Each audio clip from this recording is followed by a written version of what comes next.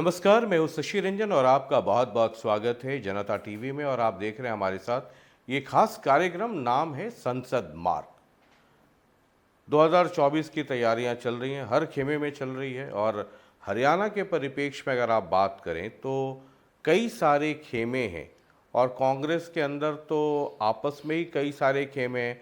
और जितने खेमे हैं वो सब की सब तैयारी में जुटे हैं। उधर आईएनएलडी है, उधर जेजेपी बीजेपी के साथ गठबंधन में है। अब वो आगे क्या होगा वो देखना बड़ा दिलचस्प होगा। लेकिन इसके साथ ही पहले एक पार्टी आंदोलन से पैदा होती है, फिर दिल्ली में इस्टेब्लिश होती है, फिर हिंदुस्तान के अलग अलग इलाकों में चुनाव लड़ती है और फिर पंजाब में जाकर के सरकार बना लेती है, और वो भी थम्पिंग मेजॉरिटी के साथ। अब हरियाणा को अगर आप देखें तो एक तरफ दिल्ली है, एक तरफ पंजाब है, और दोनों का प्रभाव हरियाणा पे बहुत ज़बरदस्त तरीके से। एक वक्त ऐसा भी था जब पंजाब के रिजल्ट्स आए तो ये कहा जाने लगा कि हरियाणा में एक परिवर्तन की लहर आ रही है। हालांकि वो जो लहर है अप एंड डाउन चलता रहता है। हमने कहा कि आज के इस एपिसोड में एक ऐसे मेहमान को बुलाया जाए जो पॉलिटिक्स में आए तो हैं नए नए, लेकिन पॉलिटिक्स में भी रिसर्च स्कॉलर की तरह ही हैं। और चाहे वो पंजाब हो, गुजरात हो, उत्तराखंड हो, रिसर्च इनका एक मेन एजेंडा रहता है और पार्टी इनके रिसर्च पर चलती रही है। पंजाब में कामयाबी मिली, कामयाबी का इनको इनाम भी मिला, आजकल राज्यसभा में हैं।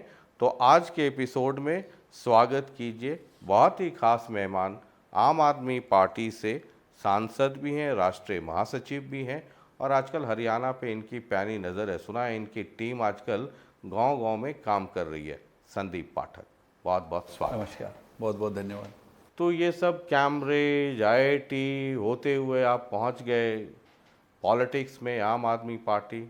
पढ़ने लिखने वाले लोग तो कहते हैं कि राजनीति दलदल है, इसमें कहाँ जाओगे। मेरे भी फादर मदर दोनों टीचिंग प्रोफेशन से रहे हैं, कहते हैं ये पॉलिटिक्स दलदल है। तो आभास था आपको कि दलदल है, फिर भी ये सब आईआईटी कैम्ब्रिज छोड़ करके आप इस दलदल में आ गए? आभास तो था, लोग ही बताते थे चारों तरफ कि राजनीति गंदी है, मत जाओ। फिर जब केजरीवाल सर को देखा काम करते हुए, वहाँ से फिर ये क्लियर हो गया था कि राजनीति में जाना चाहिए। पर बहुत पहले से मेरे मन में ये था कि प्रत्यक्ष रूप से देश की सेवा करनी है।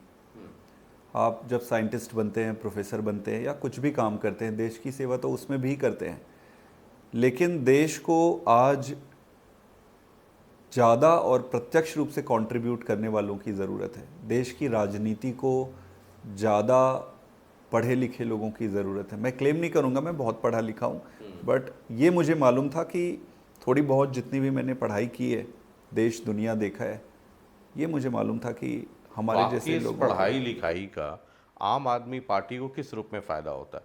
हालांकि चर्चाएं तो बहुत तरह की हैं कि बड़ा आप रिसर्च में एक्सपर्ट हैं, है ना, बारीकियों से चीज़ों को समझते हैं, ग्राउंड रियलिटीज़ को बहुत माइन्यूटली स्टडी करते हैं। वैसे पार्टी ही बताएगी कि मेरे से क्या फ़ायदा हो रहा है पार्टी को। नहीं, पार्टी ने तो बता दिया ना, आपको राज्यसभा भेज दिया तो पार्टी ने तो इनाम दिया भाई। जब क्लास में कोई स्टूडेंट होता है तो उसको अवार्ड रिवॉर्ड तो दिया जाता है, तो वो तो कर दिया। लेकिन मैं पूछ रहा हूँ on a very serious note कि एक तो होता है, एक पॉलिटिक्स में एक जमात है जो भाषण देता है, जैसे सिनेमा में शाहरुख खान है, दीपिका पादुकोण है, एक तरफ सुभाष घई भी है, डायरेक्टर्स दूसरे वाले लोग भी हैं। तो आपकी क्या भूमिका है? देखिए, पहले मेरी भूमिका प्रमुख रूप से पर्दे के पीछे वाली ही थी। अब पर्दे की सामने भी है और पर्दे के पीछे भी है। लेकिन जो आप रिसर्च वाली बात कह रहे थे वो बहुत महत्वपूर्ण है।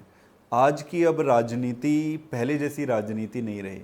अब तो बहुत ज़्यादा कॉम्पिटिटिव हो गई है और कम्युनिकेशन का ज़माना है। हर व्यक्ति के हाथ में मोबाइल फ़ोन है और जनता भी काफ़ी जागरूक हो गई है पहले से ज़्यादा, और जनता के पास इंफॉर्मेशन का एक्सेस भी है। तो आपका रिसर्च, रिसर्च मतलब क्या है? रिसर्च मतलब जो भी परिस्थितियां हैं, जनता जो सोच रही है, वो एक राजनीतिक पक्ष को स्पष्ट रूप से पता होना चाहिए। उसी के आधार पर अगर आप अपनी रणनीति या अपनी सारी व्यवस्थाएं बनाते हैं तो बड़ी आसानी होती है। आपने पंजाब भी बहुत गहन अध्ययन किया। उत्तराखंड भी किया था आपने, गुजरात भी किया था, जो मेरे पास इन्फॉर्मेशन है। अब आपको एक जिम्मेवारी हरियाणा की दी गई है, बहुत सारे कारण हैं। इन स्टेट्स को स्टडी करने के बाद जब आप हरियाणा आते हैं, हरियाणा तो अरविंद का अपना घर भी है, तो हरियाणा उन राज्यों जैसा ही है और पड़ोस में पंजाब भी है, इधर दिल्ली भी है, या आपको लगता है यहाँ कुछ फ़र्क है? हरियाणा में वो सारी अच्छी चीज़ें तो है ही है जो बाकी के राज्यों में थी। यहाँ एक फ़र्क है। एक फ़र्क ये है कि जनता में और लोगों में बहुत ज़्यादा एनर्जी है। आप अगर इस एनर्जी को सही तरीका से यूटिलाइज कर लिए तो ये और भी अच्छा कर सकता है। पार्टी के परिप्रेक्ष्य में अगर मैं बात करूं तो हमारे जो वॉलंटियर हैं, लीडर हैं, जो लोग हैं, वो बहुत ज़्यादा एक्टिव है, बहुत एक्टिव है ग्राउंड पे, और जनता भी एक्टिव है। तो हरियाणा की खास बात यह है कि यहाँ एनर्जी बहुत है। अगर सही तरीके से काम किया जाए तो बहुत अच्छे नतीजे। Energy in what sense? Energy, लोग प्रोएक्टिव हैं, लोग मेहनती हैं। कोई भी चीज़ आप डिस्कस करोगे, डिसाइड करोगे, उसको जनता तक लेकर जाते हैं। जैसे उदाहरण के लिए बिजली आंदोलन है। आज की तारीख में हर गांव में, एक एक गांव में, एक एक घर में ये लोग जा रहे हैं, दिन रात मेहनत कर रहे हैं, छोटी छोटी मीटिंग कर रहे हैं, जनता को बता रहे हैं कि बिजली उनका अधिकार है। जितने समय से ये जनता को बुद्धू बनाते आ रहे हैं, लूटते आ रहे हैं, अब ये नहीं चलेगा। तो काफ़ी एक्टिव है यहाँ का जो कैडर है। अगर हम पंजाब की बात करें तो मुझे याद है कि 2014 में कुछ सीटें आ गई थी लोकसभा में। 2017 आते आते आप एक प्रमुख ऑपोजिशन पार्टी के तौर पे आ गए। उसके बाद वाले चुनाव में आप सत्ता में आ गए, क्लीन स्वीप किया। हरियाणा के परिप्रेक्ष्य में बात करें तो कहाँ आप पार्टी को खड़ा देखते हैं? पार्टी काफ़ी मजबूत हुई पिछले कुछ महीनों में, और भी ज़्यादा मजबूत हुई। लोग और वॉलंटियर तो थे ही थे। अब संगठन काफ़ी मजबूत हो गई है, एक एक गांव तक संगठन पहुंच गई है। मैं आपको उदाहरण दूं, इनफैक्ट आपने भी अपने मोनोलॉग में शुरू में बताया कि पंजाब इलेक्शन के बाद काफ़ी लहर आई, तो बहुत ज़्यादा लहर थी हरियाणा में। ऐसा था कि अगला, लेकिन वो लहर प्रिवेल नहीं कर पाई। हाँ, मैं उसी पे आ रहा हूँ। काफ़ी ज़्यादा लहर थी। लहर कहाँ पे रही होगी? लहर जनता के बीच में ही रही होगी। संगठन तब हमारा नीचे के लेवल तक नहीं था। किसी भी लहर को या किसी भी पब्लिक सेंटिमेंट्स या मूड को सस्टेन करने के लिए आपके इंफ्रास्ट्रक्चर और इसके फोल्डिंग आधार कहो वो होता है, तो फिर वो सस्टेन करके आगे प्रोसीड करता है। अब हमने अपना संगठन काफ़ी मजबूत किया है, हमने फोकस किया है। पहले रिलेटिवली छोटी पार्टी थी, धीरे धीरे ही फोकस कर रहे थे हर जगह। हरियाणा में अब संगठन काफ़ी बन गया है, गांव गांव तक पहुंच गए हैं। अब जो परिस्थिति है, आम आदमी पार्टी, और मैं पूरी जिम्मेदारी के साथ आपके चैनल में ये कह रहा हूँ, किसी भी राजनीतिक दल को हरियाणा में चुनौती देने आज की डेट पे तैयार हो गई है। ये जब आदमपुर का बाई इलेक्शन हुआ तो आपकी पार्टी की तरफ से ये बड़ा कहा गया कि now this is the gateway, है ना, ये हरियाणा में एंट्री पॉइंट है, मिराकल होगा। लेकिन जब रिजल्ट आए तो वो देखने को मिला नहीं। उसकी वजह? कई सारी वजह होते हैं। एक चुनाव में जीतने और हारने के कई वजह होते हैं। आपको हार को भी बड़ी अच्छी भावना से उसको सिर झुकाकर स्वीकार करना चाहिए कि हम हार गए, और जीत होती है उसमें भी अहंकार नहीं होना चाहिए। जैसे हम पंजाब जीते, हमें अहंकार नहीं है, हम जनता का आशीर्वाद समझते हैं। अगर आदमपुर हार गए तो हाथ जोड़ के उसको स्वीकार करते हैं, वहाँ से सीखेंगे, उससे देखेंगे कि जो क्या आप जो एक पार्टी का बेस, एक जो ग्राउंड लेवल पे बेस तैयार करने की बात कर रहे हैं, ये मतलब क्या ये आदमपुर के बाद हुआ या आदमपुर के पहले ये काम चल रहा था? अगर चल रहा था तो वो रिजल्ट दिखना चाहिए था वहाँ। बिल्कुल आप सही कह रहे हैं। आदमपुर से पहले ही ऊपर के लेवल पे थोड़ा बहुत था। आदमपुर के इलेक्शन, गुजरात के इलेक्शन के बाद ये हमने सीरियसली इस पे काम करना शुरू किया है, जो कि आदमपुर के इलेक्शन के बाद का था। कांग्रेस से प्रदेश अध्यक्ष हैं, जरा सुनिए वो क्या कह रहे हैं, फिर बात आगे बढ़ाता हूँ मैं। अभी चुनाव हुआ था आदमपुर का, जहाँ के लोकल जो अरविंद केजरीवाल जहाँ के निवासी हैं वो वहाँ पर, और जो उनके जो मान हैं मुख्यमंत्री पंजाब, वो कई दिन वहाँ पर पड़े रहे, सारी पार्टी वहाँ पर पड़ी रही। 2% वोट आई तो उससे पता लगता है कि इनका कितना जनाधार है। पिछले चुनाव में ऐसा एक भी विधानसभा नहीं था जहां आम आदमी पार्टी की जमानत बची हो। आज भी आम आदमी पार्टी का हरियाणा के अंदर कोई कहीं भी दूर दूर तक कहीं कोई औचित्य नहीं है। ये उदय भान जी हैं। अब ये चलाने का मकसद दो है। एक तो ये जो मैं आपको आदमपुर की बात कह रहा था, ये भी कह रहे हैं, और ये कांग्रेस के प्रदेश अध्यक्ष हैं हरियाणा में। और ये बाइट बहुत पुरानी नहीं है, मैंने 2-3 दिन पहले आपके इंटरव्यू फिक्स होने के बाद ही ये कराया। अब एक आपका गठबंधन बन रहा है इंडिया, INDIA। उसमें सभी लोगों को, जो भी एंटी बीजेपी या जो विपक्ष के लोग हैं, उनके गोलबंद होने की बात है। दूसरी तरफ प्रदेश अध्यक्ष आपके बारे में यानी आम आदमी पार्टी के बारे में उनका स्टेटमेंट ये है, इसको कैसे देखते हैं? देखिए, दो चीज़ें हैं। ये सर जो कह रहे हैं इस पे मुझे कमेंट करने की ज़्यादा ज़रूरत इसलिए नहीं है क्योंकि जनता आने वाले समय में उत्तर देगी, नंबर एक। नंबर दो, पहले जब हम दिल्ली में चुनाव लड़ रहे थे तो बहुत सारी पार्टियों ने ऐसे ही कहा था कि दिल्ली में ऐसा कुछ हो नहीं सकता है, और दिल्ली की जनता ने जवाब दिया। फिर जब पंजाब में काम कर रहे थे तो ये कहते थे, सारे कहते थे कि पंजाब में कुछ नहीं हो सकता है, पंजाब में ऐसी कॉम्प्लेक्सिटी है, पंजाब में ऐसा हो जाता है, पंजाब में वैसा होता है, पंजाब में नहीं जीत सकते। पंजाब में जनता ने उत्तर दे दिया। गुजरात जब गए तो कहते थे कि सारी सीटों पे जमानत जब्त होगी, ज़ीरो आएगा, ख़त्म हो जाओगे। गुजरात का नतीजे आपके पास है। मेरा कहने का मतलब है कि ये सारे भाषण बयानबाजी चलते रहते हैं, इसको सीरियस लेने की ज़रूरत नहीं है। इम्पॉर्टेंट पॉइंट ये है कि हरियाणा की जनता ने सभी पार्टियों को मौका देकर देख लिया है। जनता अब सयानी हो गई है। जनता के पास पहले ऑप्शन नहीं होते थे, अब जनता देखती है कि भाई पंजाब में ये फ़ायदे हो रहे हैं, भाई दिल्ली में ये फ़ायदे हो रहे हैं, उसको भी तो फ़ायदा चाहिए ना। आज बिजली आंदोलन में मैं आपके माध्यम से बताना चाहता हूँ, हर गांव में जहां हम जाते हैं, हमारी टीम रोज़ रात को मैं जब रिव्यू करता हूं तो मेरे पास वीडियो मैसेज, टेलीफोन, फोटो सारा डिटेल रहता है। पकड़ लेते हैं लोग हाथ को, कहते हैं क्या हमारे यहाँ भी बिजली फ्री हो सकती है? क्या ये 14 रोहतक में आज हम बात कर रहे हैं, कल से मतलब 15-16 घंटे हो गए बिजली गुल है, बिजली नहीं आई है। वहाँ सारे लोग त्रस्त थे। मुझे अभी पता चला, किसी एक नेता को मैंने फ़ोन किया था, हमारी पार्टी के ही थे, वो मैंने बोला यार मैं फ़ोन कर रहा हूँ, आप उठा नहीं रहे हो। बोलो भाई साहब डिस्चार्ज हो गई है, बैटरी फ़ोन सब डिस्चार्ज हो गया है, लाइट ही नहीं है यहाँ पे, बिजली नहीं है। तो जनता बहुत त्रस्त है। तो इन सारे बयानों का किसी चीज़ का कोई मकसद नहीं। हमें भी जनता जो समर्थन देती है वो इसीलिए देती है क्योंकि उसको उम्मीद है। तो हम जनता की अगर मैं बात कहूँ तो जनता तो बदलाव चाह रही है। लेकिन एक चीज़ बताइए संदीप जी, जो कि बड़ा पॉलिटिकल मसला है। एक तरफ आप राष्ट्रीय स्तर पे इंडिया बनाते हैं, अरविंद केजरीवाल दिल्ली बिल को के समर्थन के लिए कांग्रेस से भी और तमाम विपक्ष के नेताओं से मिलते हैं। मुझे याद है कि वो कभी हैदराबाद, कभी पटना, वो लगातार जाते रहे। दूसरी तरफ जो आपकी पार्टी की एक छवि है, और छवि नहीं बल्कि जो हार्ड रियलिटी है, कि आपको लोगों ने कांग्रेस के रिप्लेसमेंट के तौर पे देखा। आप दिल्ली की बात कर लीजिए, कांग्रेस ने लोगों ने बीजेपी से उलट करके कभी कांग्रेस को वोट देती थी, वो शिफ्ट हो गया आपके पास। पंजाब चले जाइए, आपने कांग्रेस को वाइप आउट किया। तो आप जहां भी आ रहे हैं, आप कांग्रेस के ऑल्टरनेटिव के तौर पे आ रहे हैं, यानी कि अगर कोई दूसरा खेमा है उसके विपक्ष में।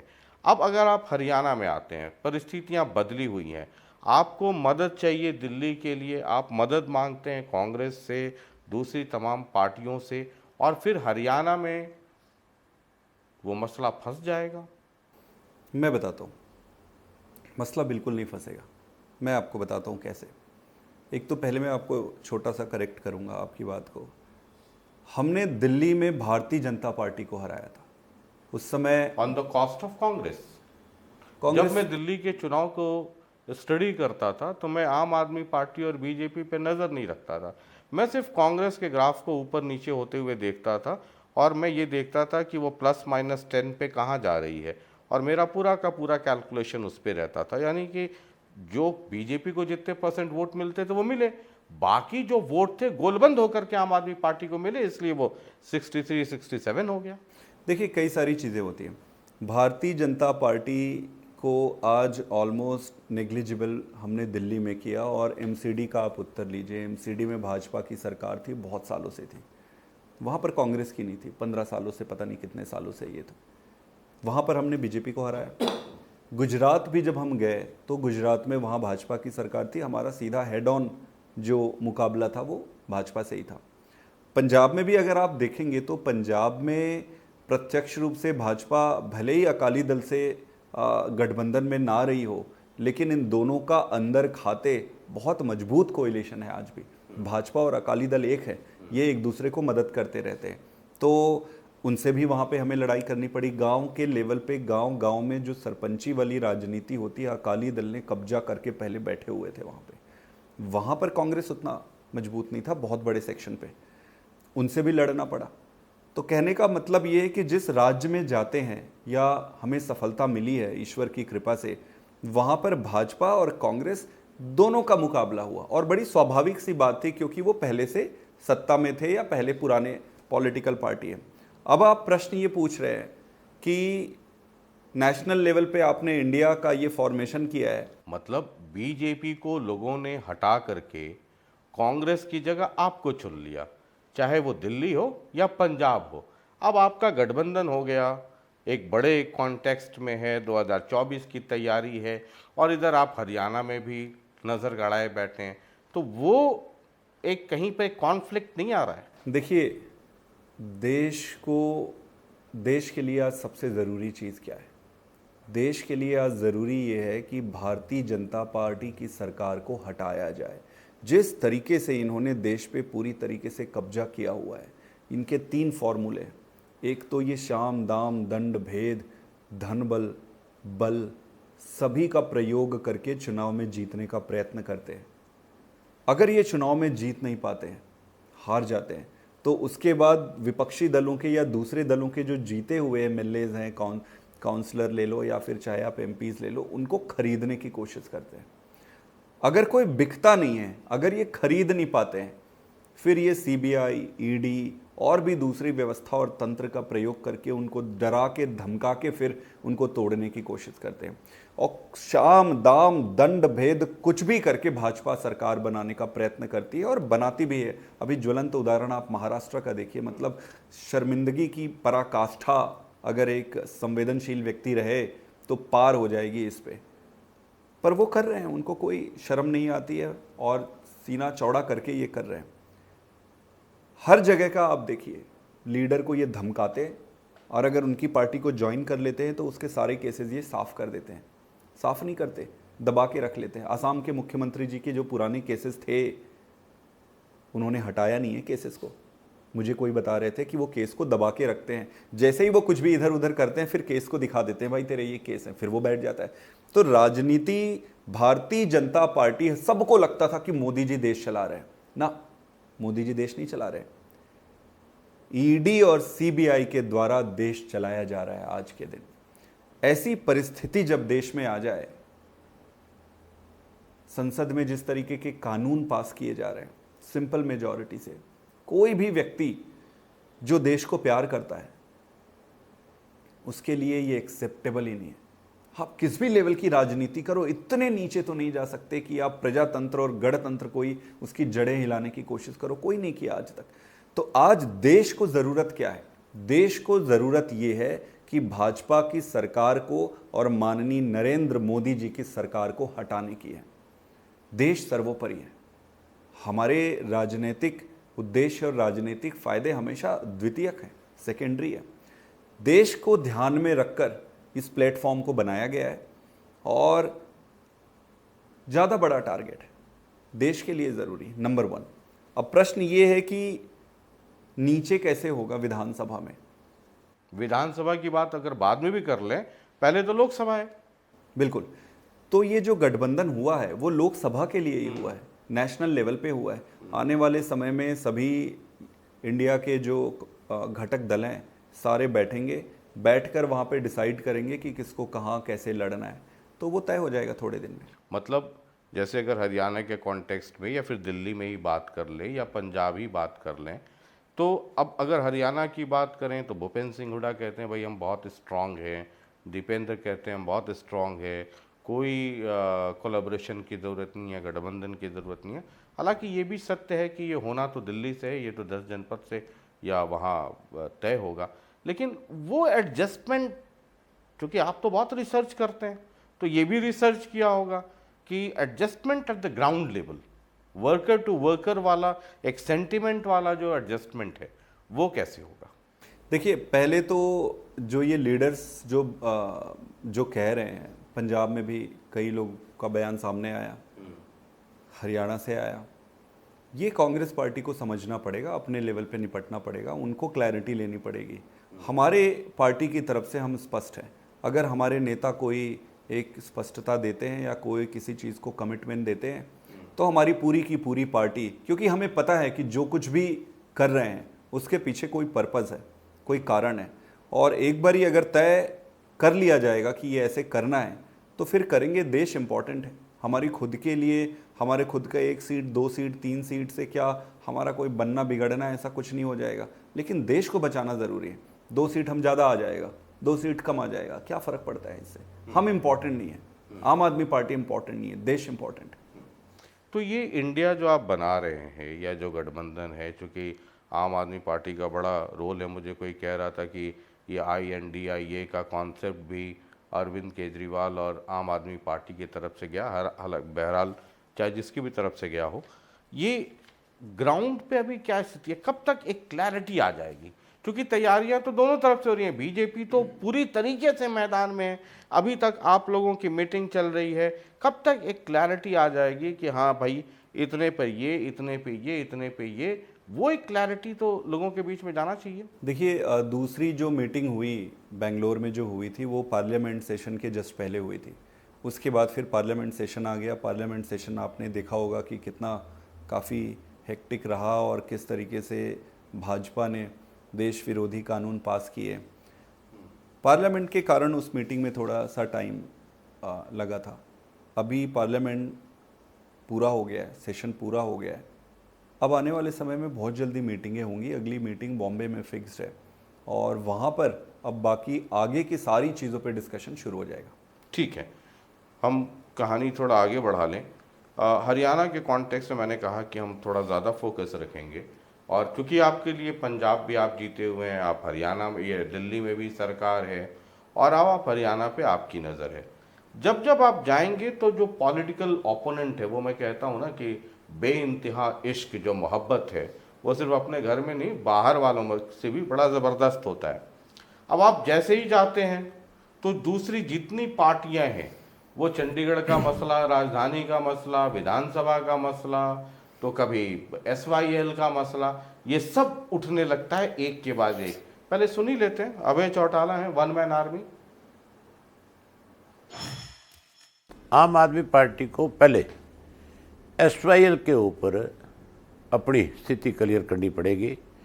आम आदमी पार्टी पे हरियाणा का व्यक्ति कभी भी विश्वास नहीं करेगा, इसलिए नहीं करेगा कि हरियाणा की जीवन रेखा है SYL जो है, और जब तक SYL के ऊपर इनका स्टैंड क्लियर नहीं होगा तब तक कुछ नहीं होने वाला। ये एक मसला हर बार आप जब भी जाएंगे, अरविंद कर लें प्रेस कॉन्फ्रेंस, आप करें, कोई भी जाए हरियाणा में, तो पॉलिटिकल पार्टीज हैं, ये उठाएंगी मसला, लगातार उठाएंगी। इसका जवाब आप मुझे बताइए, ये SYL का मुद्दा कब से है? बहुत पुराना है, बहुत दिनों से चल रहा है। और आप मुझे दूसरा मेरे प्रश्न का उत्तर दीजिए कि ये SYL इनको कब कब याद आता है?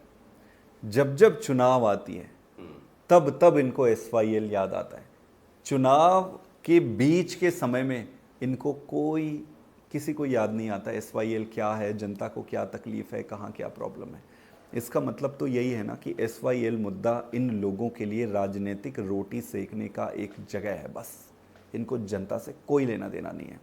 ये आपने बिल्कुल सही कहा, वन मैन आर्मी है तो वन मैन आर्मी है, जनता अब इनके साथ नहीं है, इनकी आर्मी के साथ ये अकेले ही हैं। यात्रा कर रहे हैं पूरे प्रदेश में, बिल्कुल यात्रा करने दीजिए, उनको शुभकामनाएं मेरी। SYL पे मैं इतना कहना चाहता हूँ कि आम आदमी पार्टी की सरकार पंजाब में है। आम आदमी पार्टी की सरकार जैसे ही हरियाणा में बनेगी। दोनों मुख्यमंत्री बैठेंगे, मुख्यमंत्री बैठ के अपने स्टेट के लेवल पे जितना ज़रूरी होगा निपटारा कर लेंगे। ये क्योंकि जब भी दो स्टेट का मसला आता है, गृह मंत्री का और केंद्र सरकार का योगदान इस पे बहुत महत्वपूर्ण हो जाता है, क्योंकि हर स्टेट अपने हित की रक्षा के लिए कोशिश करेगा। उस पे चाहे ये स्टेट हो या वो स्टेट हो, उसमें कोई अजीब बात भी नहीं है, बिल्कुल करना चाहिए सभी स्टेटों को। एक कॉन्फ्लिक्ट है पानी से लेकर, उसको हम इतने साल से हम या तो हम जानबूझकर इसको सुलझा नहीं रहे, जानबूझकर इसको जिंदा रख रहे हैं इस समस्या को, या हमारी काबिलियत के बाहर की बात है। दोनों ही परिस्थितियों में इनको फिर रिजाइन कर देना चाहिए, केंद्र सरकार को और चौटाला साहब को। इनको इससे पहले जब बादल साहब थे उस समय बादल साहब के साथ ये लोग काम किए हुए हैं, पहले क्यों नहीं कर लिए आपस में मिलके ये? क्योंकि ये जिंदा रखेंगे इसको। हमारी तरफ से बड़ा स्पष्ट है, ये देश से संबंधित है, जनता से संबंधित है। हम ऐसी चीजों पे बिल्कुल राजनीति नहीं करते। सरकार बनते ही बैठेंगे और केंद्र सरकार को भी बैठाएंगे और इस मुद्दे को निपटारा करेंगे। कोई इतना बड़ा मुद्दा नहीं है। आप हरियाणा की जनता से जाकर पूछोगे तो पंजाब और हरियाणा की जनता में भाईचारा है, उनको प्रॉब्लम नहीं है ज्यादा। कुछ तो अब सॉल्यूशन निकालो। ऐसा कैसे संभव है कि इसका कोई सॉल्यूशन नहीं निकलेगा? ये सिर्फ इन्होंने राजनीतिक मुद्दा बनाया है। हमारे लिए राजनीतिक मुद्दा नहीं है। हमारे लिए राजनीतिक मुद्दा है स्कूल बनाना, अस्पताल बनाना, रोजगार देना, किसान को पानी देना, बिजली के बिल माफ करना, अच्छी शिक्षा व्यवस्था देना, देश को प्रगति की ओर ले। ये हमारा राजनीतिक मुद्दा है। इनके लिए राजनीतिक मुद्दा क्या है? फालतू के भाषणबाजी करना, SYL का मुद्दा ले आना, फलाना मुद्दा ले आना, ढिमका मुद्दा ले आना। कई सारे मसले हैं ना, जब आप जाएंगे तो अभी तो आप थोड़ा सा और नज़दीक आने दीजिए। चंडीगढ़ राजधानी पे अधिकार का मसला आ जाएगा, विधानसभा जो बिल्डिंग है उसका मसला आ जाएगा। ये इतने सारे मसले, कंट्रोवर्सीज या पेचीदगियां इन दोनों राज्यों के बीच में। देखिए, वो कंट्रोवर्सीज जनता के लेवल पर नहीं है। आज अगर आप जनता के बीच हरियाणा में जाकर पूछोगे कि भाई आप क्या चाहते हो, तो हरियाणा में जनता क्या कहती है कि भाई मेरे को मेरे खेत में ना पानी के कनेक्शन के लिए जो एप्लीकेशन डाला है 4 साल हो गए, मेरे के खेत में पंप लगाने के पानी के कनेक्शन मेरे को दे दो।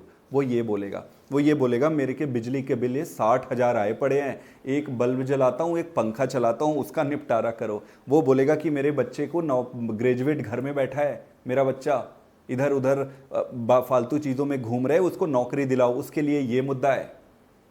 उसके लिए ये मुद्दा है कि घर में बीमार है, किसी को बड़ी बीमारी है, वो कहाँ जाकर इलाज कराए। ये मुद्दा है। छोटे छोटे राजनीतिक मुद्दे ये राजनीतिक दल बनाते हैं, उसको पाल के रखते हैं, अंदर ड्राइंग रूम में बैठ के नाश्ता करते हैं, चाय और बाहर जनता में जाकर बड़ी सहानुभूति दिखाते हैं। इनको देश से कोई लेना देना नहीं है। ये सारे मुद्दे बैठ के सॉल्व हो जाएंगे। कौन सी बड़ी मुद्दे, कौन से बड़े प्रॉब्लम है? किसी को ढेला फर्क नहीं पड़ता जनता को। जनता के मुद्दे नहीं है। और अगर मुद्दे हैं भी इमोशनल मुद्दे होते हैं, कई सारे मुद्दे हैं भी, तो क्या इतना बड़ा मुद्दा हो जाता है जो सालों साल ये नहीं संभाल पा रहे। इनकी तो यही लोग तो शासन में है, या तो अभी हैं या पहले हैं, या जब भी चौटाला साहब इतने समय से शासन में रहे हैं, सत्ता के इर्द गिर्द ही घूम रहे हैं। क्या किया इन्होंने? JJP को आप ले लो, जनता ने क्या सोच के इनको वोट दिया? जनता ने ये सोच के दिया कि यंग बच्चे आए हैं, ये अच्छा करेंगे। बड़ी उम्मीद से जनता ने वोट, जाके BJP की गोद में बैठ गए अगले दिन। तो वन मैन आर्मी है, इनका कुछ सीरियस नहीं लेना।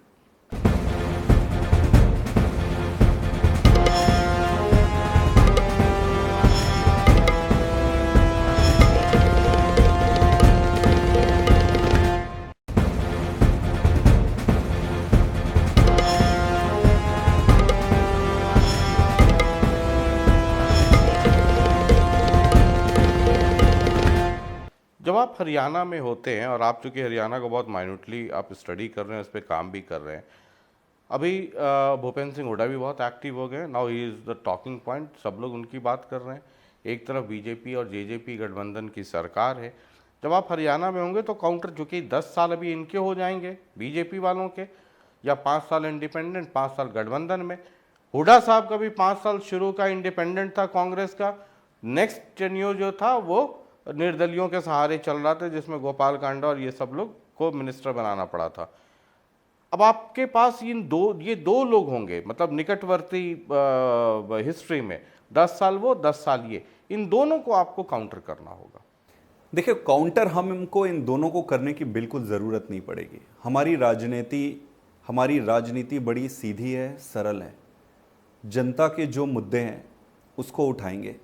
और जनता पंजाब और दिल्ली में जो काम केजरीवाल जी ने, मान साहब ने जो किया है उसको देखा हुआ है, उनको भरोसा है, उनके पास इस बार ऑप्शन रहेगा।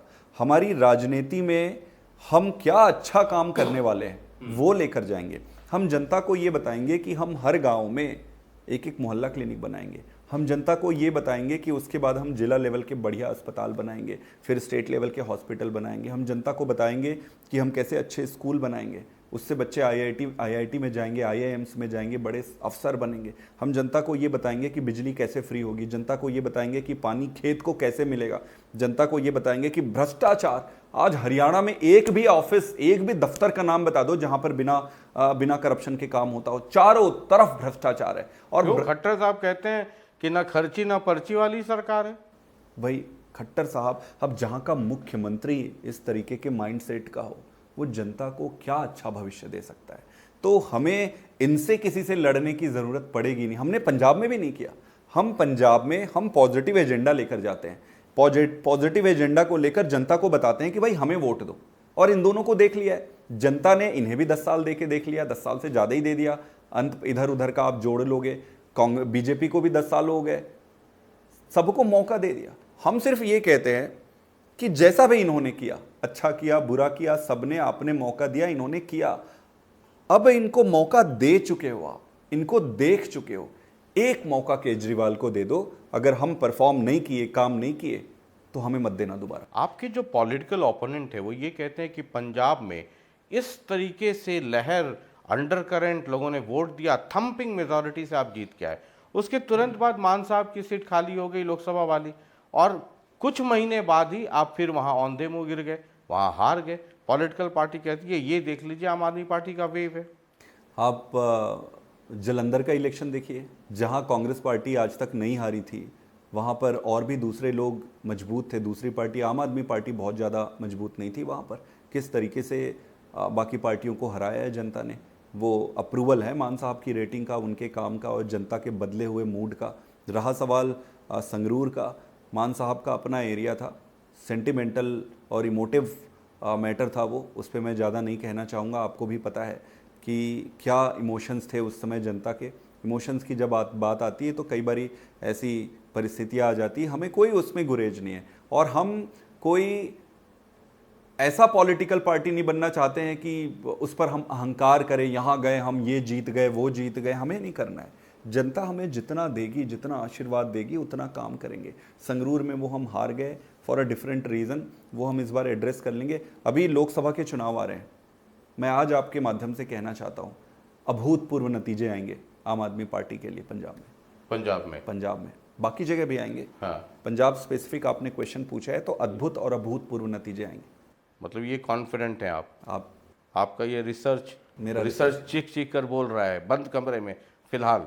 रिसर्च ही नहीं है। देखो, रिसर्च के साथ जब आप जनता से आप मिलते हो, जनता बताती, जनता के रिस्पांस आपके कॉन्फिडेंस को बूस्ट करती। पंजाब में आपके पास मान साहब थे, सेलिब्रिटी थे, टेलीविजन वाले आदमी थे, स्टेज परफॉर्मर थे, उनका अपना एक नाम था। हरियाणा में आपके पास कोई है नहीं वैसा जिसके ऊपर आप दांव खेल सकें, वो उतनी बड़ी कोई लीडरशिप। आ जाएंगे। मान साहब को भी तो चुनाव के समय ही अनाउंस किए थे ना। अनाउंस किया था आपने, लेकिन थे आपकी पार्टी में पहले से? बिल्कुल थे, क्योंकि सांसद थे, बहुत सालों से हमारे सांसद थे, हमारे लीडर थे, हमारे बड़े। उनकी अपनी भी एक पहचान थी? बिल्कुल अपनी पहचान थी। नॉन पॉलिटिकल पहचान भी थी? नॉन पॉलिटिकल भी थी, पॉलिटिकल भी थी। उससे निश्चित रूप से फ़ायदा मिलता है। एक पार्टी है जिनसे आपने गठबंधन किया था, बड़ा जोर शोर से अरविंद और उनके लोग बड़ा गाड़ी में घुमा करते थे, जरा वो लोग क्या कह रहे हैं सुनिए। लैक ऑफ लीडरशिप से त्रस्त है आम आदमी पार्टी। अच्छे नेता पिछली सीट पे हैं और जो जी हजूरी करने वाले नेता हैं वो फ्रंट सीट पे हैं। अब अशोक तंवर जैसे तो कहीं पूछ ही नहीं रहे उनको, जो कोई मेहनत कर सकते हैं, अच्छे लोग हैं, वो तो पीछे बैठे हैं। और जो कोई ना पूछने वाले लोग हैं, जिनको दिल्ली से उठा के इंपोर्ट किया, उनको पहली रो में बिठाया, तो उनसे कुछ नहीं। ये वो हैं जिनके साथ मतलब एक बार ही सही, एक ही सावन मोहब्बत हुई थी और साथ घूम रहे थे कि एक्सपेरिमेंट आम आदमी पार्टी आई थी, वो भी नई नई हरियाणा में, और ये भी नई नई पार्टी बने थे ये लोग, ये भी जिंदा हुए थे नए नए अपने घर से अलग होकर के। उसके बाद उसी पार्टी के नेता का ये स्टेटमेंट। इनको हमारे नेताओं की चिंता करने की ज़रूरत नहीं है। हमारे नेता को हम सब कितना मान सम्मान देते हैं वो आपको बताएंगे प्राइवेटली, आप उनसे पूछना। मैं इनसे पूछना चाहता हूं कि भारतीय जनता पार्टी के विरोध में जनता ने इन्हें वोट दिया, वोट मिलते ही जाकर उनकी गोद में क्यों बैठ गए? जनता ये पूछ रही है, और जनता ये चीख चीख के पूछ रही है। इस बार इन भाई साहब की 0 सीट आएगी, आप लिख लीजिए, और आप मुझे चैलेंज कर सकते हैं किसी भी चैनल में जब भी आएगा। तो जनता इनसे पूछ रही है, मैं नहीं पूछ रहा, जनता पूछ रही है। इनका जवाब होता है कि स्टेट में एक स्टेबल गवर्नमेंट के लिए ज़रूरी था, इसलिए हमने समर्थन दिया, एक स्टेबिलिटी के लिए हमने समर्थन दिया। ऐसी कोई परिस्थिति नहीं आ गई थी तब हरियाणा में, ऐसी कोई भी परिस्थिति नहीं थी। बाकी इनके आर्ग्यूमेंट का जवाब जनता देगी। खैर, उन पे करने दीजिए, उनको कोशिश करने दीजिए। ये जब जब दिल्ली में संकट होता है, चाहे दिल्ली डूब जाए, चाहे दिल्ली की हवा खराब हो जाए, या दिल्ली में पानी नहीं मिले, तो जो बीजेपी के बड़े लोग हैं वो कहते हैं, और दिल्ली में भी प्रेस कॉन्फ्रेंस होता है, आप लोग भी कहते हैं कि ये हवा गंदी हो गई, ये हरियाणा पंजाब से आ गई, ये पानी नहीं मिला तो उनसे। मैं इस पर करूँ, पहले सुन ही लीजिए एक बार। जेपी दलाल ये वो हैं जहाँ से अरविंद केजरीवाल का जब भी मौका मिलता है वो अपनी जिम्मेदारियों से भागते हैं, दूसरे पे आरोप लगाते हैं। दिल्ली में प्रदूषण होता है तो हरियाणा के किसानों को दोषारोपण करते हैं। अब दिल्ली में पीने के पानी की समस्या होती है तो हरियाणा पे दोषारोपण करते हैं। अब बाढ़ का पानी, सच्चाई ये है कि हरियाणा में हमें ज़्यादा नुकसान हुआ है। कहने का मर्म ये है कि मतलब दोषारोपण करते हैं। जेपी दलाल लोहारू से एमएलए हैं और अभी कृषि मंत्री। मैं 2 चीज़ें आपको बताना चाहूँगा, आपके माध्यम से जनता को अवगत कराना चाहूँगा। अभी बारिश हुई, सब तरफ बारिश हुई, निश्चित रूप से नदियों में पानी का स्तर भी बढ़ेगा और शहरों में भी पानी गिरेगा। दिल्ली में भी बारिश हुई, दिल्ली में बारिश हुई, बड़े आराम से जो सीवर सिस्टम है उसके थ्रू पानी निकल जा रही थी। दिल्ली में फिर बाढ़ आ गई। बाढ़ क्यों आ गई? जब आप सुनोगे इसका असली कारण तो आप बड़े हतप्रद रह जाओगे कि यार 21वीं सदी में क्या ऐसा संभव है? पर दुर्भाग्य की बात है कि ऐसा हुआ है। गेट नहीं खुला, गेट नहीं खुला, गेट नहीं खोल पा रहे। मतलब हथनी कुंड बैराज में 3 तरफ पानी आप छोड़ सकते हो, एक हरियाणा की तरफ, एक उत्तर प्रदेश की तरफ, एक स्वाभाविक है दिल्ली की तरफ। दिल्ली की तरफ बड़ी स्वाभाविक प्रवृत्ति है पानी को छोड़ने की। हर समय उत्तर प्रदेश की तरफ भी छोड़ा जाता है और हरियाणा की तरफ भी छोड़ा जाता है और दिल्ली की तरफ भी छोड़ा जाता है जब एक लिमिट से ज़्यादा हो जाती है। तो जब भी बाढ़ की आशंका और संदेह होता है तब तीनों तरफ, तीनों दरवाजों को खोलकर, कोई भी बड़ी स्वाभाविक जनरल नॉलेज का है कि सारे दरवाजे आप खोल दोगे ताकि किसी एक जगह पर बाढ़ ना आए। इन्होंने सारा पानी दिल्ली की तरफ छोड़ दिया, नंबर 1। उतना ही नहीं, अब दिल्ली की तरफ पानी आ गई। पानी आने के बाद यहाँ आईटीओ के पास एक और बराज है। आईटीओ के पास जो बराज है वो किसका है? आईटीओ के पास जो बराज है वो हरियाणा सरकार कंट्रोल में करती है। शुरू में इन्होंने पहले 2 दिन मना किया कि हमारा नहीं है, हमारा नहीं है, हमारा, पर ये तो सबूत और साक्ष्य होते हैं, ये टेक्निकल चीज़ें हैं, एडमिनिस्ट्रेटिव चीज़ें सबके सामने। फिर उन्होंने स्वीकार किया कि हाँ भाई हमारा है। इस बराज का फिर हरियाणा सरकार ने ये कहा कि दरवाजा ही नहीं खोल पाए, इसका आगे पानी नहीं जा पाई। तो इधर से आपने खोल दिया पानी एक तरफ से, दूसरी तरफ आपने दरवाजा बंद कर दिया या खोल नहीं पाए, कुछ भी आप कह लो। बीच में दिल्ली में आईटीओ का जो पूरा एरिया था, ये जो पानी छूट रहा था वहां से आके भर गया, डूब गया। पूरे दिन यही चलाते रहे, दिल्ली डूब गई, दिल्ली। अरे जाके देख तो लो, जाके देख लो क्यों डूब रहे हैं। ऐसी परिस्थिति पे राजनीति करना, हमें राजनीति नहीं करना है, पर आप एक्नॉलेज तो करो। वो बराज के रिपेयरिंग और सर्विसिंग कराने के लिए दिल्ली सरकार ने कई बार चिट्ठी लिखा था कि भाई बारिश का समय आ रहा है, और उसे कई साल से लिखा जा रहा था। और ये पॉलिटिकल लेवल पे भी नहीं, ब्यूरोक्रेट लेवल पे भी लिखा गया था, ब्यूरोक्रेसी के लेवल पे भी चिट्ठियां चलती है, उन्होंने लिखा हुआ था ना, उसको रिस्पॉन्ड किया। इनको पता ही नहीं था, खट्टर साहब को तो कुछ पता ही नहीं है कि हो क्या रहा है। हालांकि उस मसले में हरियाणा सरकार ने कार्रवाई की है, कुछ लोगों को सस्पेंड किया। वही वो इस बात का प्रमाण है कि उन्होंने अपनी गलती स्वीकारी है। हमें कोई प्रॉब्लम नहीं है, आप गलती स्वीकार रहे हो, सस्पेंड करो, आप एक्शन लो, बट झूठ क्यों बोलते हो? और इस तरीके की अनुचित कार्रवाई, आपको बदला आम आदमी पार्टी से लेना है, जनता से थोड़ी ना लेना है बदला आपको। वही जनता तो आपको 7 एमपी जिता के भेजते हैं, दिल्ली से ही तो भेजते हैं ना एमपी जिता के, तो जनता से क्यों बदला लेते हो आप? जनता हमसे लो, हमें लड़ो चुनाव में, हमको हराओ, हमें गालियां दो। जनता से इनकी राजनीति इतनी गंदी है, इतनी निकृष्ट है कि ये अगर आपसे दुश्मनी हो गई या आपसे कुछ विरोध करना है तो वो वहां के उस राज्य के जनता तक को नहीं छोड़ते। आज आपने दिल्ली की बात की तो हम दिल्ली पे ही आ जाते हैं। दिल्ली एक आधा अधूरा राज्य है, ये सबको पता है। आम आदमी पार्टी जब चुनाव लड़ रही थी तब भी उसको पता था। बहुत सारे मसले हैं, शीला दीक्षित भी इसको लेकर के बहुत बोला करती थी कि मतलब कुछ ज़मीन डीडीए के पास, पुलिस, दिल्ली पुलिस के पास, है ना। कुछ सड़कें कई बार तो पता नहीं चलता कि ये सड़कें पीडब्ल्यूडी को, दिल्ली सरकार को बनानी है कि नेशनल हाईवे है कि एमसीडी बनाएगा कि वो जल बोर्ड वाला खोद के जाएगा, वो कौन बनाएगा।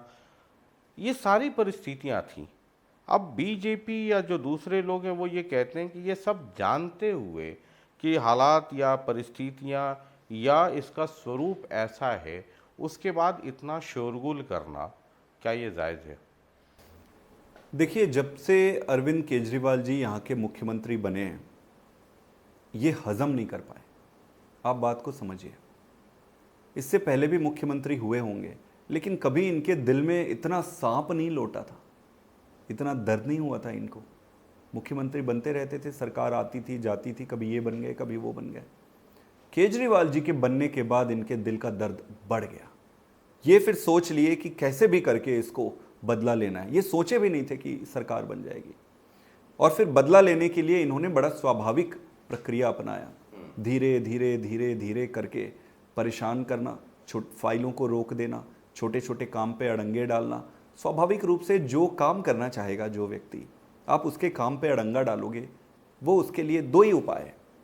ऐसी परिस्थिति में या तो वो सरेंडर कर जाएगा या फिर वो लड़ेगा।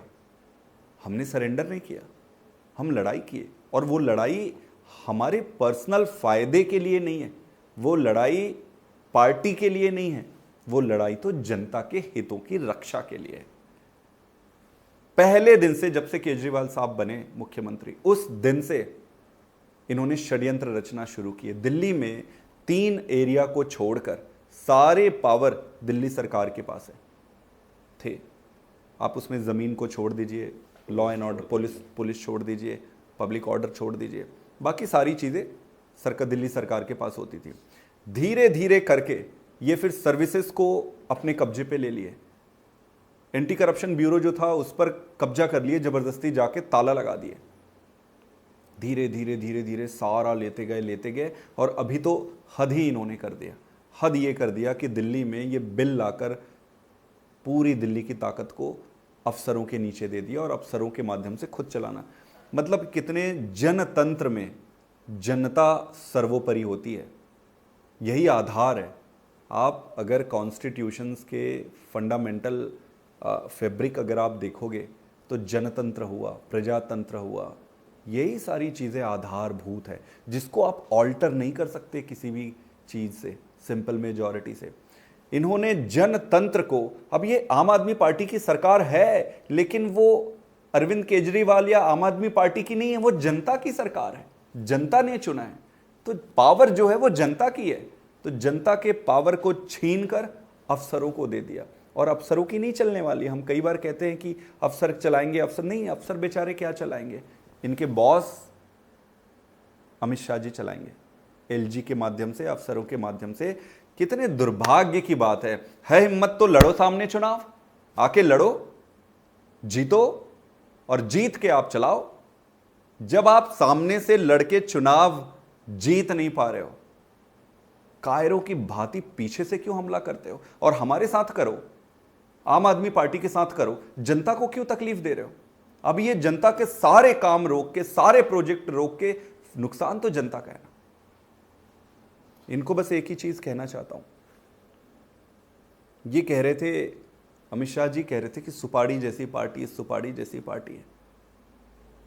हमारे लिए तो सुपाड़ी बहुत पूजनीय है, गौरी गणेश बनाते हैं हम सुपाड़ी को। अमित शाह जी के लिए सुपारी क्या है मुझे नहीं पता। जाकी रही भावना जैसी, प्रभु मूरत देखी तिन तैसी। दिल्ली में अगर हिम्मत है तो चुनाव लड़ो और चुनाव जीतो।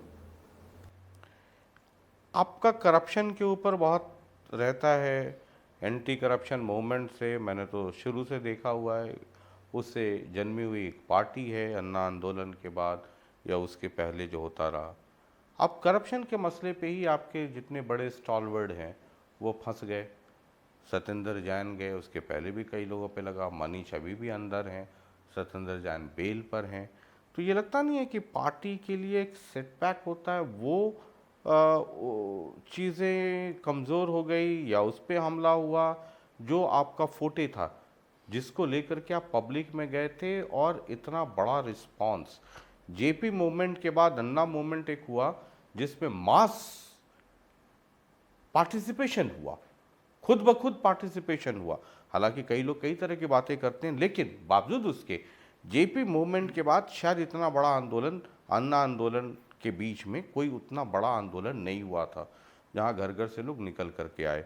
उसका रिजल्ट था कि एक आम आदमी पार्टी बनी, दिल्ली में सरकार बनी, करप्शन को लेकर के इतनी हाई तौबा मची थी, पूरा एजेंडा ही अन्ना आंदोलन का वो करप्शन ही था। उसमें फिर ये करप्शन के चार्जेस लग गए, शराब घोटाला, तमाम तरह की परेशानियां। वो आपकी इमेज को हैम्पर नहीं करता है? देखिए, दो तीन चीज़ें हैं। आपने शुरुआत ही मेरे से इसी प्रश्न से किया था कि राजनीति दलदल है, आपको पता नहीं था क्या, आप क्यों कैसे आ गए इस पर। यही दलदल है, यही गंदगी है, इसीलिए अच्छे लोग नहीं आते राजनीति में। उनको पता है कि अगर आप अच्छा करने की कोशिश करोगे तो ये दलदल में ये जो पुराने घाघ बैठे हुए हैं, जिनकी सल्तनत बनी हुई है, वहाँ पर एक अनजान सा एक नई सी पार्टी अच्छी बातें लेकर, अच्छे काम लेकर आएगी तो उसे जीने कैसे देंगे?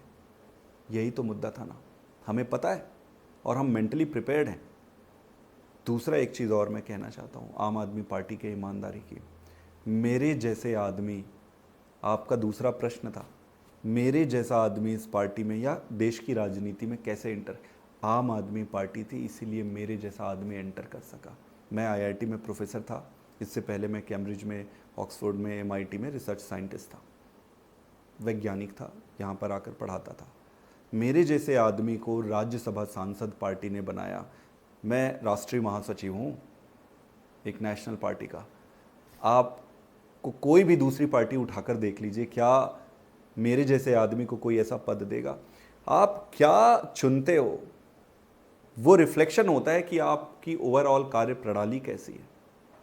तो ईमानदारी और भ्रष्टाचार मुक्त भारत बनाना आज भी हमारी जिद है और इसी जिद को लेकर आगे की पूरी राजनीतिक लड़ाई लड़ेंगे। अब मैं आता हूं आपके प्रश्न पर। जनता हमें बड़ी ईमानदार मानती है, आज भी मानती है, इसीलिए इन्होंने षड्यंत्र खेला कि इनकी ईमानदारी पर ही चोट पहुंचाओ, इन पर लांछन लगाओ, कीचड़ फेंकते रहो, कीचड़ फेंकते रहो। चिपकता ही नहीं था, चिपकता ही नहीं था। यहाँ हो गया, दिल्ली जीत गए, कई बार जीत गए, पंजाब हो गया। फिर इन्होंने ये प्लान बनाया कि यार ऐसे कीचड़ फेंकने से, इनको एलजी के माध्यम से काम रोकने से इनको रोकना मुश्किल है, कुछ बड़ा करना पड़ेगा। फिर इन्होंने ईडी के मनी लॉन्ड्रिंग और ये और वो केसेस, ऐसे केसेस लगाए जिसमें जमानत जितने समय तक पुलिस चाहे रिमांड पे रख सकती है, बिना केस बनाए। आपको आश्चर्य होगा, ऐसे कानूनों में जानबूझकर रखा गया ताकि बिना केस बने ही इनको ज़्यादा से ज़्यादा समय तक जेल के अंदर रखा जा सके। उसी के तहत इन्होंने पहले सत्येंद्र जैन जी को रख लिया, मनीष जी को रख लिया, वो दोनों जेल में हैं। उनसे बड़ा ईमानदार कोई नहीं है, हम जानते हैं ना। और दूध का दूध और पानी का पानी कोर्ट में साबित हो जाएगा। लेकिन आप सही कह रहे हो, इतने दिन तो बेचारे उनके घर परिवार को, सबको परेशान तो कर ही दिया इन्होंने। अंत पंत में जीत तो सच्चाई की होगी। इस देश में कानून व्यवस्था है आज भी, ईडी हो, सीबीआई हो, इनके प्रति भरोसा नहीं रहा है अभी। ये संस्थाएं, एक प्रधानमंत्री जी की, एक सेकंड लूँगा मैं, आप प्रधानमंत्री जी, पुराने प्रधानमंत्रियों को देखेंगे, उन पे आप डिबेट और डिस्कशन कर सकते हैं कि क्या अच्छा किया, क्या बुरा किया। संस्थाएं लेकिन जो बनी, हमारे बाकी के पहले के सभी प्रधानमंत्रियों ने नई संस्थाएं बनाई भी है और उनका सम्मान और मान भी रखा है। कोई भी देश संस्थाओं से चलता है। आज सीबीआई को बनने में कितने सालों लगे होंगे, इस सरकार ने, भारतीय जनता पार्टी ने, सरकार ने आकर इसको ख़त्म कर दिया। ईडी ने, आज उनकी कोई इज्जत नहीं रह गई। बच्चा बच्चा ईडी और सीबीआई की बेइज्जती कर देता है ऐसे खड़े होके। ये दिखाता है कि प्रधानमंत्री जी की काबिलियत नाकामयाबी का पहला सबसे ज्वलंत उदाहरण है कि जो संस्थाएं देश की प्रजातंत्र को जिंदा रखती है, उनको ये बर्बाद करते जा रहे हैं। और रहा सवाल जेल जाने का, हमको जेल में डाला इसीलिए गया है क्योंकि हम ईमानदार हैं। भगत सिंह को जेल में डाले थे, फांसी दिए थे, गुनाह कुछ कुछ लगाए होंगे, जेल तो गए थे वो भी, फांसी तो उन्हें चढ़ा दिए थे, देश के लिए गए थे। आने वाले समय में ये स्पष्ट हो जाएगा कि ये जेल। तो आपको लगता है कि मनीष सिसोदिया भगत सिंह हो गए? भगत सिंह नहीं हो गए, हमारे इंस्पिरेशन हो गए। हम ऐसे समाज और ऐसी संस्कृति से आते हैं जहाँ पर हम अपने किताबों को, अपने नेताओं को देखकर, उनको प्रणाम करके, उनके आशीर्वाद से, उनके चरण में अपना सिर रख के सीखते जाते हैं। उनसे इंस्पिरेशन लेना तो अच्छी बात है। चलिए एक आखिरी सवाल, आपने मोदी जी की भी बात कर ली, कांग्रेस और तमाम तरह की चीज़ें, आपका गठबंधन, 2024 के मुहाने पे हम खड़े हैं, बस ये तो वक्त बढ़ रहा है। 2024 का जो रिजल्ट आएगा, हिंदुस्तान की कैसी तस्वीर देखते हैं आप? इस बार बहुत अलग होने वाला है। जिस हिसाब से आप देखिए, टोटल वोट शेयर कितने हैं मोदी जी के, बहुत कम है, 34, 35, 36% पे वो उनका टोटल वोट शेयर है। बाकी के सारा वोट शेयर देश में देखेंगे कि दूसरे विपक्षी दलों के पास है। वेस्ट बंगाल में ममता दीदी के पास है, अब साउथ में दूसरे लीडर के पास है, महाराष्ट्र में दूसरे लीडर्स के पास था जो ये तोड़ने की कोशिश कर रहे हैं, दिल्ली में दूसरा है, आप पंजाब में दूसरे हैं। सारा आप देखेंगे उठापटक करके। लेकिन संदीप जी, आप तो रिसर्च में इतने माहिर हैं, एक्सपर्ट हैं, ये भी सच है ना कि जब आदमी चुनता है, एक ही वोटर, उड़ीसा में रिसेंट चुनाव जो पिछला हुआ था, एक ही वोटर एक ही मतदान केंद्र में, पोलिंग स्टेशन में जा रहा है, 2 ईवीएम से बटन दबाना है, एक दिल्ली के लिए और एक भुवनेश्वर के लिए, दोनों में उसके ऑप्शंस बदल जाते हैं। Delhi is the classic example, आपको 63 मिल जाती हैं या 67 मिल जाती हैं विधानसभा में, और इधर 7 की 7 चली जाती हैं मोदी जी के पास। ये भी तो हार्ड रियलिटी है। बिल्कुल रियलिटी है, और वो प्योर साइंस है, प्योर साइंस है।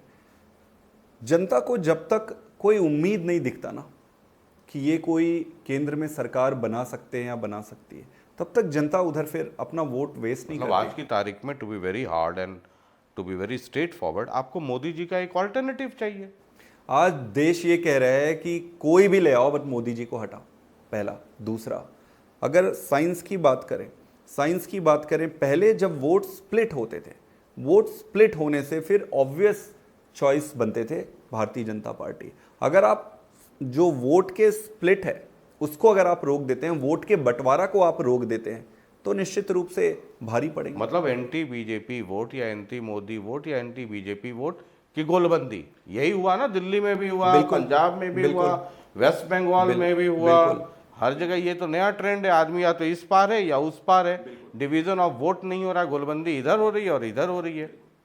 तो आपको लगता है यही आधार है, इसी पे आपको लगता है कि जो एंटी बीजेपी वोट है उसका एक ध्रुवीकरण इकट्ठा हो जाएगा? देखिए, 2 चीजें हैं, इसको भी आपको थोड़ा एनालाइज करना। साउथ के स्टेट्स में तो वैसे भी बीजेपी की काफी कम पकड़ है, वो उनके पास ज़्यादा वोट्स नहीं है। कर्नाटक भी इस बार वो हार गए।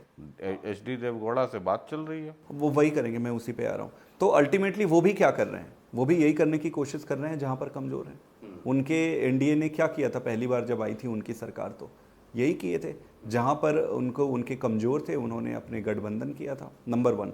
तो गठबंधन बुरा नहीं है अगर वो सही मायने से और सिद्धांतों के आधार पर पॉइंट टू पॉइंट डिस्कशन करके किया जाए तो, नंबर 1। नंबर 2, दक्षिण के किसी भी राज्य में भारतीय जनता पार्टी की आज वजूद नहीं है। कर्नाटक में थी, कर्नाटक भी चली गई है। उसके बाद आप स्टेट आफ्टर स्टेट आप गिनते जाइए। दूर से देखने पे ऐसा लगता है कि मोदी जी को हराना मुश्किल है, लेकिन अगर आप एक एक स्टेट पे अगर आप केयरफुली साइंटिफिकली देखेंगे तो अगर वोट्स को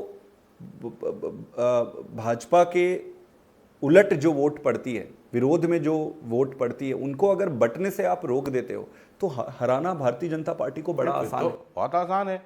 फिर तो आप 45 वर्सेस 55, आप मान लीजिए 48 वर्सेस 52, मतलब फिर तो गेम एकदम अलग हो जाता है। और एक इंटरेस्टिंग चीज मैंने दो चीजें लेकिन बताई। क्या ये जो 40 वर्सेस 60 या 60 वाले में मतलब 60% वोट के लिए मतलब 76 लोग हैं उसमें, उनको एक साथ ला पाना, आप हरियाणा में देख लीजिए, आम आदमी पार्टी भी आ जाएगी, कांग्रेस भी हो जाएगी, INLD भी हो जाएगी, मतलब देयर आर सो मेनी अलग अलग स्टेट्स में उनके रिलेवेंस हैं। जहां पर जिसकी रिलेवेंस है वहां पर उस हिसाब से व्यवस्था बनेगी। एक चीज़ इंटरेस्टिंग चीज़ मैं आपको, मध्य प्रदेश बहुत बड़ा स्टेट है, वहां पर भारतीय जनता पार्टी की सरकार जा रही है, उसको कोई रोक नहीं सकता, कोई बचा नहीं सकता, और इसका प्रभाव लोकसभा में भी पड़ेगा और विधानसभा में तो जा ही रहे। आप राजस्थान ले लीजिए, राजस्थान में भारतीय जनता पार्टी बिल्कुल नदारत है। भारतीय जनता पार्टी की तो क्या आप कांग्रेस को सपोर्ट करने के लिए MP, छत्तीसगढ़, राजस्थान, क्या आप कांग्रेस को वहां सपोर्ट करेंगे? देखिए, अगर लोकसभा लेवल पर गठबंधन होता है और अभी जो अंडरस्टैंडिंग हुई है नेशनल लेवल पे, तो बैठ के आपस में डिसाइड करेंगे, सारे पार्टियां, हमारे लीडर डिस्कस करेंगे और जो भी व्यवस्था बनाएंगे उसको एग्जीक्यूट करेंगे क्लिनिकली। चलिए, बहुत बहुत शुक्रिया बातचीत करने के लिए। बहुत बहुत धन्यवाद। बहुत बहुत शुक्रिया। Thank you. अमूमन संदीप पाठक जी को मैं पॉलिटिशियन अभी भी नहीं समझता हूँ। ये जैसे अगर आपको मोटी भाषा में समझाऊं कि आप तो सिर्फ शाहरुख खान को देखते होंगे, कभी नरेंद्र मोदी को मंच पे, कभी अरविंद केजरीवाल का जयकारा लगाते, कभी अखिलेश का, कभी लालू का, कभी शरद पवार का, कभी ममता बनर्जी का।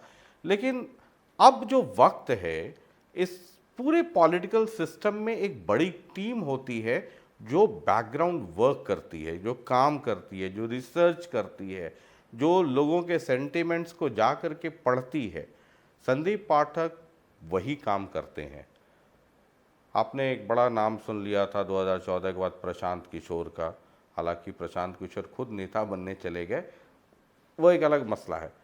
इसलिए संदीप पाठक को का इंटरव्यू मैंने आम आदमी पार्टी की सीरीज में सबसे पहले इसलिए भी करना मुनासिब समझा कि इनसे बात कर कर के आम आदमी पार्टी का हरियाणा में क्या स्वरूप होगा या क्या कर रही है, या आम आदमी पार्टी को हरियाणा के कॉन्टेक्स्ट में पढ़ने और नहीं हो सकता था। बहरहाल मेरा काम तो सिर्फ बात करना है, लोकतंत्र में समझना आपको है और आपको ही समझाना है पॉलिटिकल पार्टीज के नेताओं को। बाद बाकी देखते हैं चुनाव में क्या होता है। इतना तो ज़रूर है कि जो भी होगा इस बार होगा बहुत इंटरेस्टिंग। बहुत बहुत शुक्रिया। अगले एपिसोड में एक और योद्धा होंगे। 2024 की लड़ाई की तैयारी में जो लोग लगे हैं अलग अलग खेमे से, एक और खेमे से एक और योद्धा होंगे। बहुत बहुत शुक्रिया। नमस्कार।